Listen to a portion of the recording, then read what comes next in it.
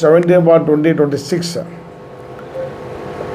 ఈ last month 28న జరిగింది. 28వ తారీఖున జగన్మోహన్ రెడ్డి అనే విలేకరి హత్య. ఆ హత్యకు సంబంధించి ఆల్రెడీ 4 ముద్దాయిలు రిమాండ్లో ఉన్నారు. ఇప్పుడు అందులో 5వ ముద్దాయి ఇక్కడ విలేకరిగా పనిచేస్తున్న వ్యక్తి, లోకల్లో బాగా జగన్మోహన్ రెడ్డితో బాగా పరిచయం ఉన్న వ్యక్తి. జగన్మోహన్ రెడ్డి చనిపోయిన తర్వాత రోడ్డు మీదకి వెళ్ళి ధర్నా చేసి ముద్దాయిల మీద కఠినంగా శిక్షించాలా, ఎమ్మెల్యేకు వాళ్లకు వీళ్ళకి రిప్రజెంట్ వ్యక్తి ఈ మర్డర్లో ప్రముఖ పాత్ర వహించినట్లు ఇన్వెస్టిగేషన్లో వెల్లడైంది. ఇందులో ఈ దొరస్వామి అనే వ్యక్తి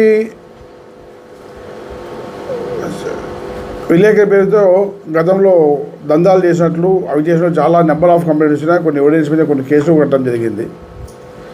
ఇందులో ఇప్పుడు ఇన్వెస్టిగేషన్ ఫ్యాక్ట్స్ ఏమంటే, దొరస్వామికి శ్రీనివాస్కు ఫ్రెండ్షిప్ ఉంది, శ్రీనివాస్కు తమీంకు ఫ్రెండ్షిప్ ఉంది. తమీం అనే వ్యక్తి రకరకాల కేసులో ఇన్వాల్వ్మెంట్ అయ్యి లోకల్ పబ్లిక్లో ఒక రకంగా ఒక బ్యాడ్ ఇమేజ్, ఒక డేంజరస్ పర్సన్ అనే ఒక ఇమేజ్ను క్రియేట్ చేసుకున్నాడు. ఆ ఇమేజ్ను క్యాచ్ చేసుకుంటూ శ్రీనివాస్ అండ్ దొరస్వామి ఇద్దరు కూడా చిన్న చిన్న పంచాయతీలు, చిల్లర పంచాయతీలు చేసుకొని చిన్న కొద్దిగా బెదిరించుకొని డబ్బులు వసూలు చేయడానికి అలవాటు పడ్డారు. అందులో భాగంగా వాళ్ళకి ఒక విషయం అర్థమైంది. తమీం అనే వాళ్ళని చేతిలో పట్టుకుంటే విలేకరులను ఇక్కడ బెదిరించుకోవచ్చు అని. అందులో భాగంగా తమీంతో బాగా ఉన్న సాన్నిధ్యాన్ని ఉపయోగించుకొని ఏదైనా చేసేస్తామని ఒక నిర్ణయానికి వచ్చారు. ఆలోపు జగన్మోహన్ రెడ్డి మీద దొరస్వామి కూడా చిన్న కోపం ఉంది. నీ అక్విడేషన్ లేదు నీకు, మీరంతా అని రకరకాలు చెప్పడము, తర్వాత వాళ్ళు చేసే కొన్ని దందాలు అవి చేయొద్దని చెప్పడము, ఆ రకరకాల చిన్న చిన్న మనస్పర్ధలు వచ్చాయి.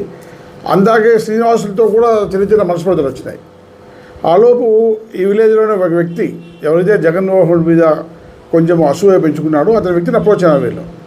నీ గతంలో చాలా జరిగినాయి కదా, చాలా ఇష్యూస్ ఉన్నాయి కదా, వాడి కథ ఏమంటే నాకు చాలా కోపం ఉంది వాడిపోయినా, ఏమన్నా చేస్తే నేను కూడా మీకు సహకరిస్తాను, ఏదైనా ఏ కాలంలో సపోర్ట్ చేస్తాను, ఏదైనా సహాయం చేస్తాను అని వాడితో మాట్లాడి అతన్ని ఓకే అనిపించుకొని శ్రీనివాస్తో వెళ్ళి శ్రీనివాస్కి ప్లాన్ చేశారు.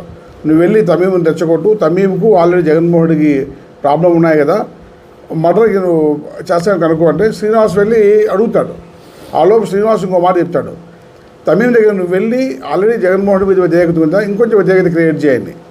ఈ దొరస్వామి వెళ్ళి అతని దగ్గర వెళ్ళి ఈ జగన్మోహన్ రెడ్డి వ్యక్తి నిన్ను పాకిస్తాన్ తీవ్రవాది అంటున్నాడు, ఆల్ఖైదా ఉగ్రవాది అంటున్నాడు, ఈ వీకోటలో మత విశ్వాసాలు విచ్ఛిన్నం కావడానికి, మత ఘర్షణ రావడానికి నువ్వే కారణం అంటున్నాడు, నువ్వు ఊరు వదిలిపెట్టిపోతే వీకోట బాగుపడుతుంది, అంతవరకు వీకోట బాగుండదు అని చెప్తున్నాడు అని చెప్పేసి అతనికి తమీంకు బాగా చెప్పడం, తమీం బాగా కోపంలో ఉన్నాడు. ఆ సందర్భంలో శ్రీనివాస్ వెళ్ళి అరే నువ్వు జగన్మోహన్ రెడ్డిని వేస్తావా అంటే, నాకు చాలా కోపం ఉంది, వేస్తాను, కాకపోతే ఇక్కడ నాకు టైం సరిపడలేదు అంటే నువ్వేం భయపడద్దు, మనకు సపోర్ట్ చేసే వ్యక్తులు ఉన్నారు, వెయ్యి బెయిల్పై తెస్తాం మేము అని చెప్పి ప్లాన్ చేసుకొని తమీంని ప్రిపేర్ చేయించి ఈ మర్డర్ పాల్పడినట్లు మాకు అర్థమైంది. యాజ్ ఫర్ ఇన్వెస్టిగేషన్ ఇంకొక వ్యక్తి అరెస్ట్ కావాల్సి ఉంది, ఆ వ్యక్తిని కూడా అరెస్ట్ చేస్తాము, మిగిలిన డీటెయిల్స్ అని చెప్తాము. ఆ కేసుతో ఈ విలేకరి హత్యకు సంబంధించి పూర్తి డీటెయిల్స్ పూర్తిగా వచ్చినట్లే వ్యక్తి.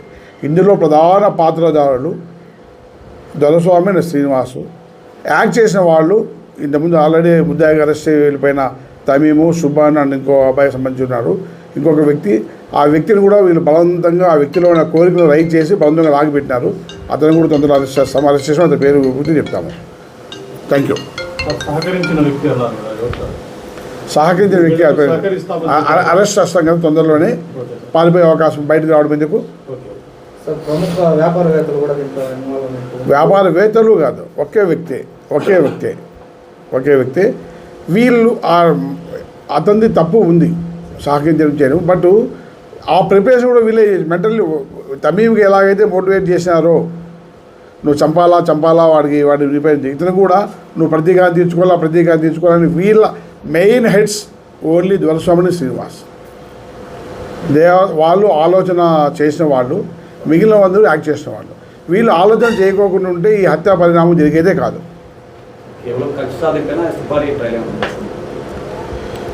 మీకు ఇందాకే చెప్పాను, తమీంకు ఆల్రెడీ వాళ్ళ మీద చంపే కోరిక ఉంది. వ్యాపారస్తులు ఉన్నప్పుడు మాట్లాడారు. మిగిలిన వ్యక్తులు కూడా జగన్ వల్ల బాధపడిన వ్యక్తులు గ్రూప్ దగ్గరికి వెళ్ళి ఒక గ్రూప్ కావడం జరిగింది. మేము బాధపడినాం నీవేమైనా సహాయం చేస్తే మేమంతా పని కంప్లీట్ చేస్తామంటే చేయబోటీ చేద్దామని చెప్పి ఉండొచ్చు. దానిపై ఇంకా కొన్ని డీటెయిల్స్ పెట్టుకుంటాం. ఆ వ్యక్తిని కూడా అరెస్ట్ చేసిన తర్వాత పూర్తిగా విచారణ చేస్తే మిగిలిన డీటెయిల్స్ ఇది అవుతుంది. బట్ ఆ విషయం అయితే clear cut. Doraswamy and Srinivas, Tamim, Subhan and సెల్ మీది చేసాడు సుబాన్, అదే సలీం, తమీము, సలీం, సుబాన్. వీకోట్లో రాజకీయ నాయకునికి ఆ వ్యాపారవేత్తకి ల్యాండ్ గొడవల వల్ల వాళ్ళు అతని పైన కక్ష కట్టుకున్నారు అని అభియోగాలు వస్తున్నాయి సార్. జగన్మోహన్ రెడ్డి ఇంకంతా స్కెచ్ ఇచ్చినాడు అనే అభియోగం. ఎవరు కట్టుకున్నారని? వాళ్ళిద్దరూ ల్యాండ్ గొడవలు పడడానికి కారణమే జగన్మోహన్ రెడ్డి. దానివల్లనే ఇది హత్య జరిగింది, దానివల్లనే సుపారీ ఇచ్చారని ప్లాన్. సుపారీ డబ్బులు చేతులు మారలేదు సార్, డబ్బులు చేతులు మారలేదు. ఏమన్నా జరిగితే చేస్తాము ఇస్తాము అన్న ప్రామిస్ మాత్రమే ఉంది, డబ్బులు చేతులు మారలేదు. అది కూడా పూర్తిగా వెరిఫై చేయాలా. ఇంకో వ్యక్తిని పట్టుకుంటే పూర్తి సమాచారం వస్తుంది. బట్ క్లియర్ కట్ పిక్చర్ వచ్చేస్తుంది. అట్ ప్రజెంట్ క్లియర్గా అర్థమైపోయింది దీంట్లో పాత్ర ఎవరు ఇంప్లిమెంట్ చేశారు, ఎవరు ప్లాన్ చేశారు అనే విషయం మాకు క్లియర్గా అర్థమైంది. ఒక విషయం అందరికీ వీకోట పబ్లిక్కు పత్రికా ముఖంగా ఎలక్ట్రానిక్ మీడియా ముఖంగా విజ్ఞప్తి చేయమంటే, ఎవడో చిన్న నేరాలు పాల్పడిన వ్యక్తి మీ దగ్గరకు వచ్చి మిమ్మల్ని ఏ విధంగా బలవంతం చేసినా కూడా మీరు భయపడుతున్నారు అంటే మీరు చేసే ప్రైమరీ తప్పు. ఎవడో ఒక ముక్కు మొహం తెలియని వ్యక్తి, ఇతన్ని కొట్టిన వ్యక్తి, బదార్ల వ్యక్తి నేను డిమాండ్ చేసి తీసుకెళ్తున్నారు అంటే అది మీ చేతగాంతరంలాగా ఉంటుంది, పోలీసు చేతగాంతరంలాగా ఉంటుంది. మీరు ఎవడైనా మిమ్మల్ని బెదిరిస్తే పోలీసుకు సమాచారం ఇవ్వండి. 100కు 100% మీరు అవసరం అనుకుంటే మీ ఇన్ఫర్మేషన్ ఇక్కడ బయటికి రానివ్వము, వాళ్ళపైన కఠినమైన చర్యలు తీసుకుంటాం. యాక్చువల్గా ఇక్కడ ఇంకో విషయం కూడా చెప్పదలుచుకున్నాను. ఈ మర్డర్కు ఇంకొక మోటివేషన్ కారణం కూడా ఉంది. వీకోట్లో చాలామంది వ్యాపారస్తులు, భయస్తులు పబ్లిక్గా చంపితే భయపడతారు. మళ్ళీ పిలిచి సరే నీకు డబ్బులు కావాలని, డబ్బులు ఈజీగా వస్తుంది, డబ్బులు ఈజీగా వసూలు చేసుకోవచ్చని వాళ్ళ మైండ్లో ఓ ప్రోగ్రామ్ ఫిక్స్ చేసుకున్నారు. కాబట్టి కూడా ఈ ప్లాన్ అమలు చేయడం జరిగింది. మీరు భయపడుతూ ఉంటే, పబ్లిక్ ఎవరన్నా భయపడి డబ్బులు ఇస్తూ ఉంటే ఈ హత్యలను ప్రోత్సహించినట్లు అవుతుంది. ఎవ్వరూ భయపడాల్సిన పని లేదు. వీకోట చాలా పీస్ఫుల్ ఇస్తూ, ఒకడో ఇద్దరో వెధవులు ఉంటే పోలీసు కానీ వ్యవస్థ కానీ వాళ్ళని తొక్కేస్తుంది, వాళ్ళపైన కఠినంగా తీసుకుంటుంది. కాబట్టి పబ్లిక్ ఎవ్వరూ భయపడదు, ఫ్రీ హ్యాండ్ పెట్టుకోండి. వీళ్ళు క్రియేట్ చేసేటివే వ్యక్తిగత స్వార్థాలను క్రియేట్ చేసేవే హిందూ ముస్లిం ఘర్షన్స్ కావచ్చు, అరాచకాలు కావచ్చు, లేదా ఎక్స్ట్రాక్షన్స్ కావచ్చు. మీరు స్వేచ్ఛగా ఏ మతము కావచ్చు, ఏ గ్రూప్ కావచ్చు, ఏ క్యాస్ట్ కావచ్చు, ఏ వ్యక్తి కావచ్చు, స్వేచ్ఛగా మీ బాధనగాలు మాకు చెప్పగలిగితే మీకు అవసరం అనుకుంటే రహస్యంగా ఉంచుతాం, అవసరం లేకపోతే బహిరంగంగా చెప్పి బహిరంగంగానే చర్య తీసుకుంటాం. మీరందరూ దయచేసి పోలీసుకు బాగా సహకరించండి, భయపడద్దండి. ఇంకోటి గణపతి అనే అతను కూడా రిమాండ్ పంపించినట్లు. అవును, గణపతి శ్రీనివాస్, దొరస్వామి అండ్ తమీం వీళ్ళంతా కలిసి దందాలు పాడుపడిన కేసులో గణపతి పోయినాడు. గణపతికి ఇప్పుడు దాకా మాకు పుణ్య ఎవిడెన్స్ ప్రకారము ఈ మర్డర్ కేసులో ఇన్వాల్వ్మెంట్ లేదు.